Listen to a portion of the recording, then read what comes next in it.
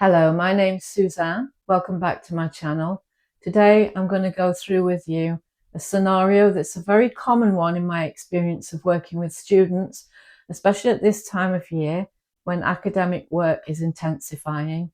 Assignments are due in, exams planned, and you might find yourself not feeling great about either all of it or part of it.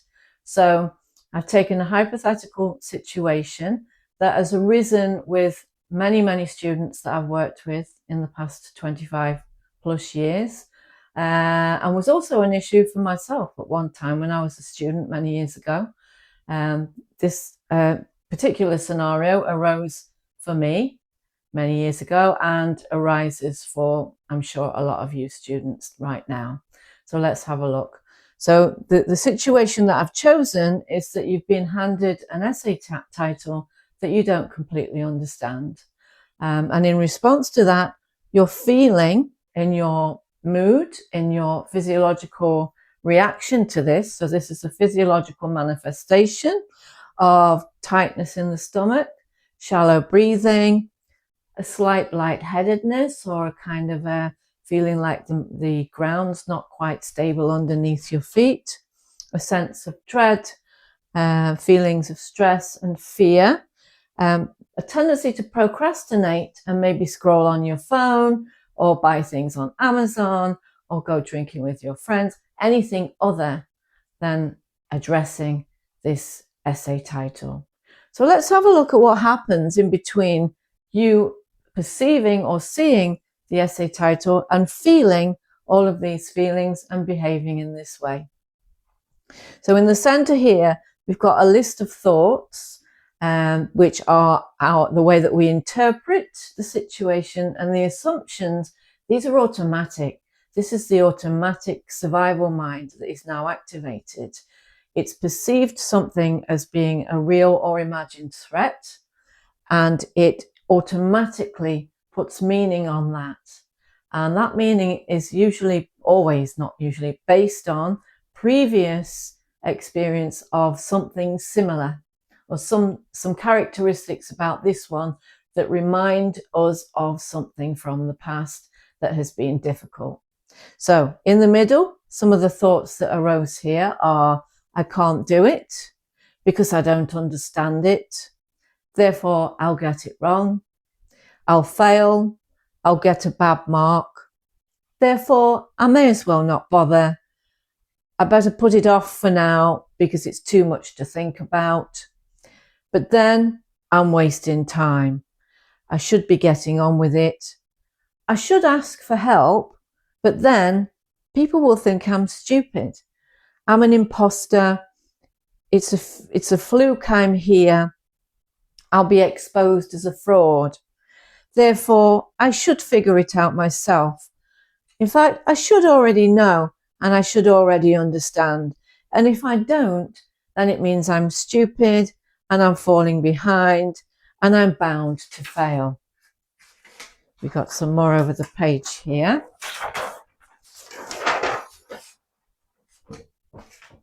Then there's a core belief that often arises that I am a failure. I'll be rejected and judged negatively. I'll amount to nothing. You know, sometimes this is actually leveled at people in their school years or by significant people when they're growing up. Either it's actually spoken out to them overtly and they are told you will amount to nothing, or it's implied.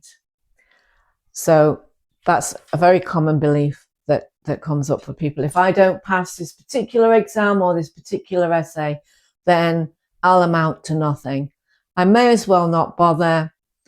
I've let everyone down. I should try harder, but then I don't have what it takes. So you see how the mind has us in a double bind here. On one hand, it's saying you should try harder, you should do more, you should get the help. But then on the other hand, it's saying, oh, but then if you ask for help, people are going to think you're stupid. You should already know this. Everybody else, there's an assumption. Everybody else knows what this means. It's only me that doesn't. So let's have a look. Let's go through these thoughts and let's see how true they are really. In the moment that they arise, they look absolutely true. It looks like absolute gospel truth, and that's why we feel so bad about it. Okay, but let's take a step back and just go through these thoughts one by one. I can't do it. Well, how true is that really? In fact, that's what we're going to ask about all of these statements that the mind makes. How true is it really? How true is it really that I can't do it? You know, chances are you wouldn't have got this far in your academic career or journey if you were not able to do this essay or this individual piece of work. It's not that you can't do it, it's that you might just need some more information about how to do it or what it means that will enable you to get the right information and to put together an essay. So it's actually a false. It's not true that you can't do it. I can't do it because I don't understand it. Well, if you did understand it, you could do it. So the problem is not one of not being able to do it. The problem is one of I don't understand it. But we could add to that a yet. Yet, I don't understand it yet. Not fundamentally, I don't understand it. I don't understand it yet. I need some more information or some clarification. Nothing wrong with that. Remember, being a student is a journey of learning. You're not supposed to already know everything. You've got to give yourself time to learn. And that might mean, in this scenario, that you need a bit more information. I don't understand it, so therefore I'll get it wrong. You know, if you found the information that you need, if you got the help and the clarity that you need, and you knew what you were going to do, you wouldn't get it wrong. And anyway, what does wrong mean? Because there's no such thing as wrong. You know, there's no such thing as wrong. We may not hit the mark that the tutor is looking for. We may not meet the criteria. That just means that there's stuff that we haven't learned yet. That's all it means. I'll fail. Well, you know, attempts fail, but people don't. Often we identify ourselves with a piece of work or a project or something that we're trying to achieve, and we put our value and our worth, we attach it to this particular piece of work or this project. And one of the fears is that if I don't get this right first time, then that means I failed as a person. Well, that is just not true, you know. And if there's anything that I would advise, it's to start to detach your personal value and worth from any endeavor or project or piece of work that you're undertaking, because it's really not healthy, and it's not true either. You know, going through school, you probably made loads of mistakes. Most kids do. We get things wrong at school. We get crosses, X's next to our work at school. You know, the problem is for children that they don't realize that it's not them that's being marked, that it's only this particular piece of work. And that all that this particular piece of work is testing is how much you know about this particular piece of work. Full stop. It's not a measure of your fundamental value and worth. I'll get a bad mark. Bad mark, what does bad mean? You know, does that mean low? Usually people think a low mark is a bad mark. It's only feedback. That's all it is. It's neither good nor bad. It's just feedback. If you get a high mark, it means you've learned more. If you get a lower mark, it means you've still got some stuff to learn. That's all it means. And, you know, you don't know that you're going to get a bad mark. A low mark, sorry. If you did find the clarification that you need on this essay title, chances are you could produce a very eloquent piece of work that ticks all the boxes and get a very good mark. At this stage, you don't know. All you know is you've got an essay title that you don't understand.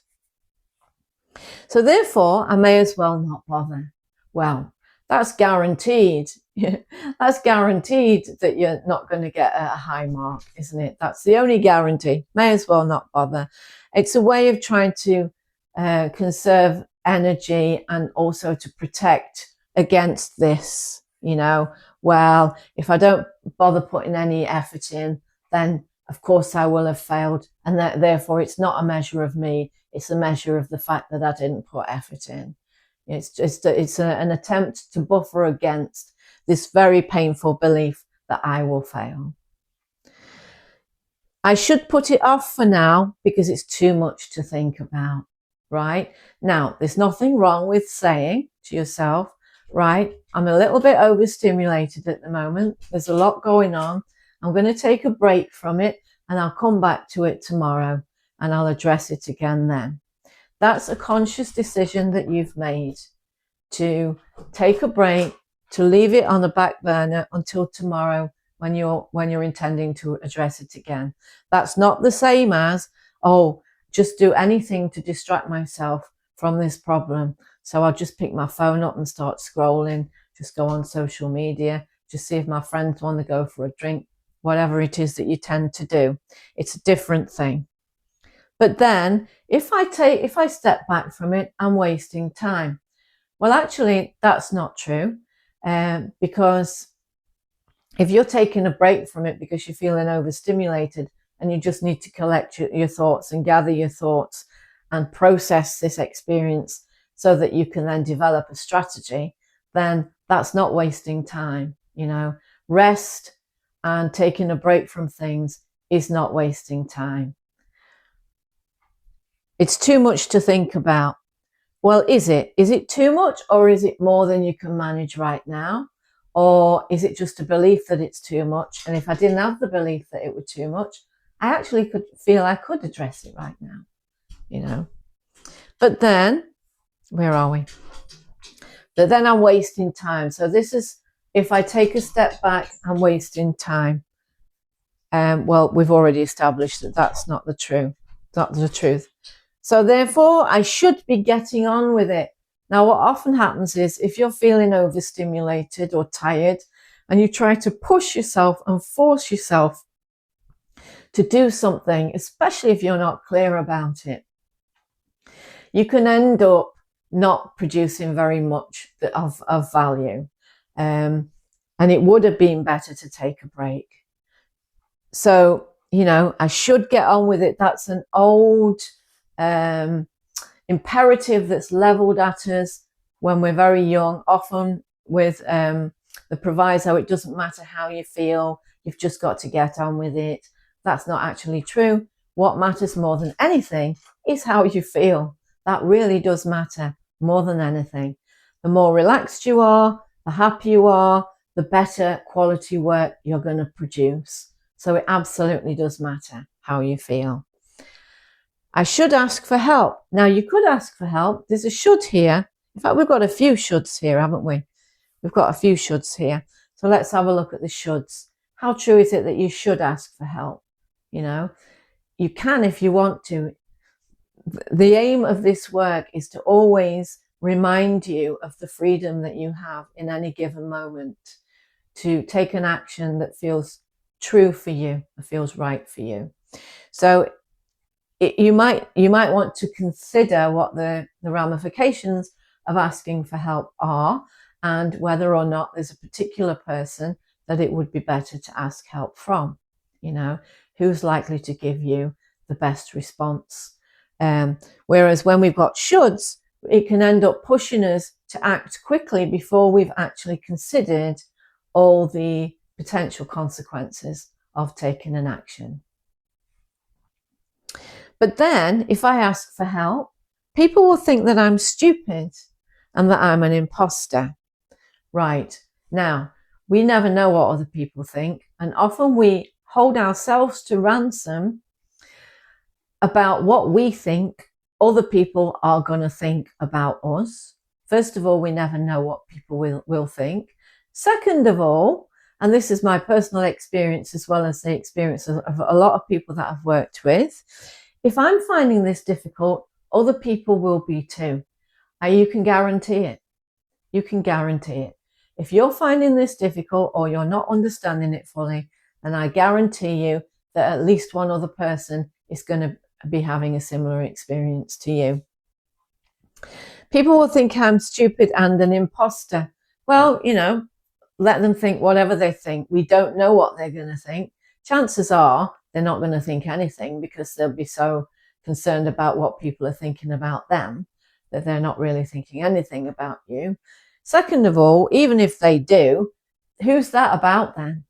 Because here you are, a student learning, and you don't understand something and you're asking for help, which is your perfect right to do so.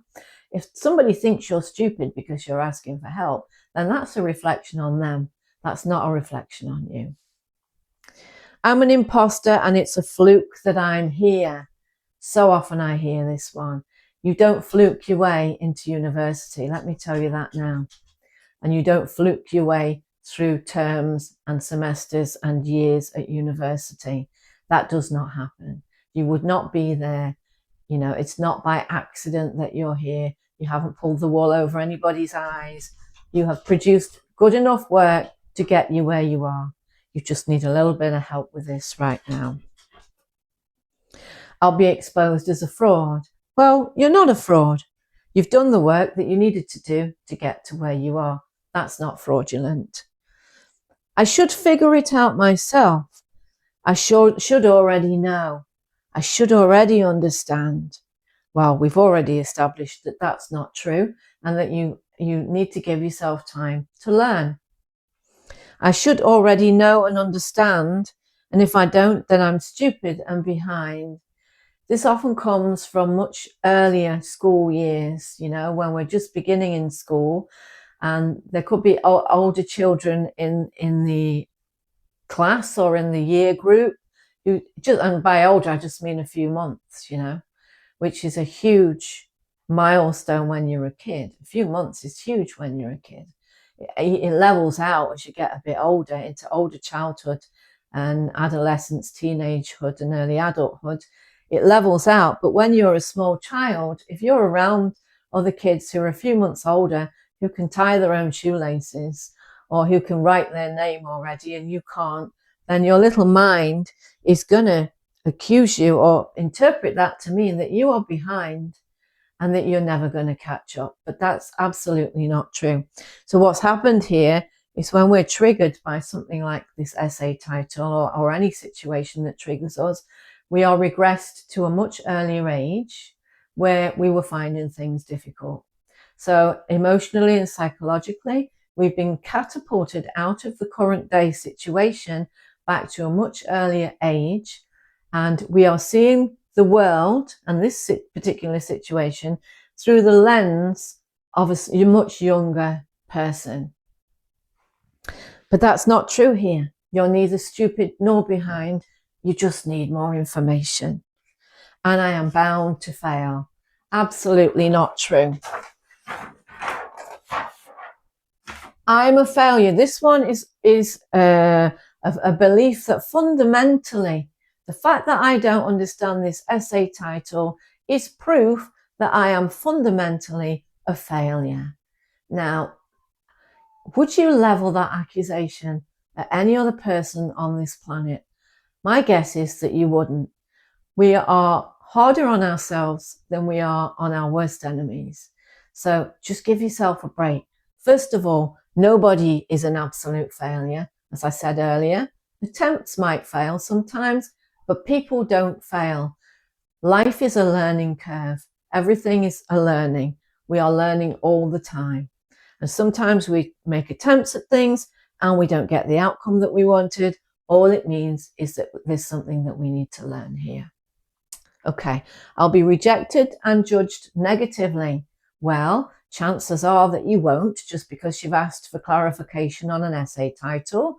And like I said before, if people think or judge you negatively because you're asking for help, then that's a reflection on them, not on you. And they are not really people that you want in your life anyways.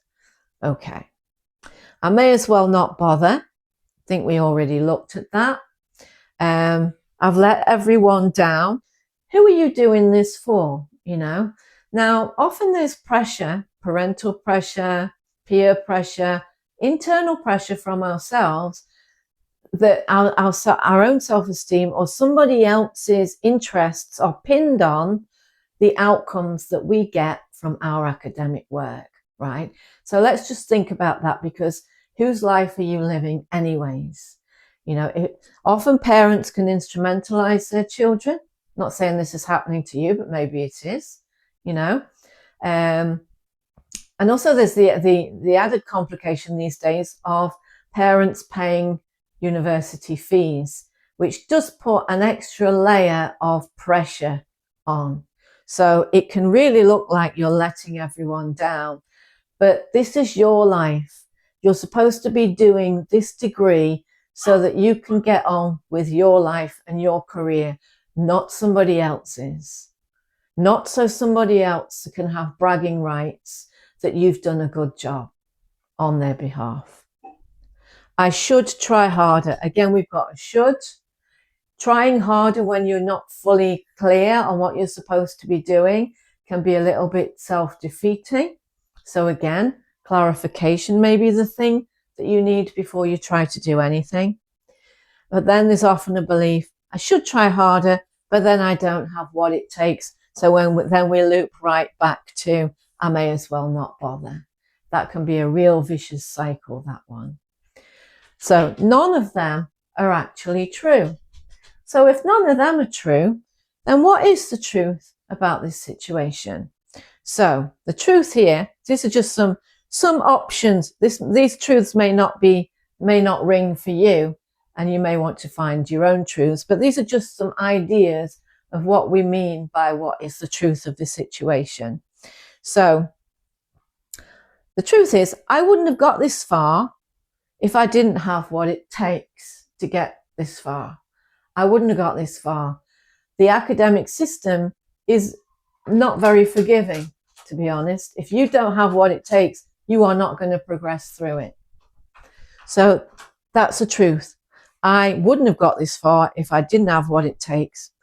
I just need more information on what the essay is asking for. That's another truth. Asking for help is strategic. It is not failure. Asking for help is strategic, not failure. You're not supposed to hit the ground running. You're not supposed to know everything at the beginning of the course. The course is laid out over a number of years to give you time to learn. Sometimes things are not going to land very clearly, and you might need clarification on something. Attempts fail sometimes, but people don't, as we've already said. I am not the final mark on the essay. My value, my fundamental value as a human being, remains unchanged either way. So whether the outcome is a high mark or whether the outcome is a low mark, neither of them affect my fundamental value, which cannot be increased and it cannot be decreased. So in the light of those truths, or whatever truths that you can come up with for yourself, what are the choices that we can take from that are going to support us going forward with this issue? So some of the choices here are to speak to a tutor about what they want and what they mean by this essay title. That's one option. You could also speak to your other students, your friends at uni, or people that you know. The results are feedback on what I've learned so far. That's all.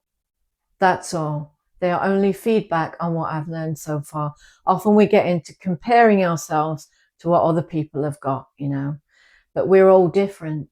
We all come from different backgrounds and different experiences. And some people have had a lot more help than others from the offset, you know.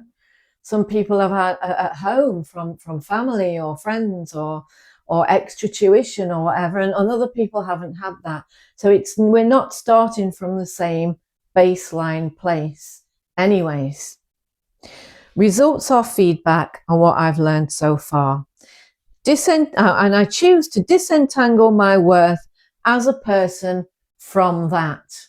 Disentangling, detaching your value and your worth from the outcome is highly advisable.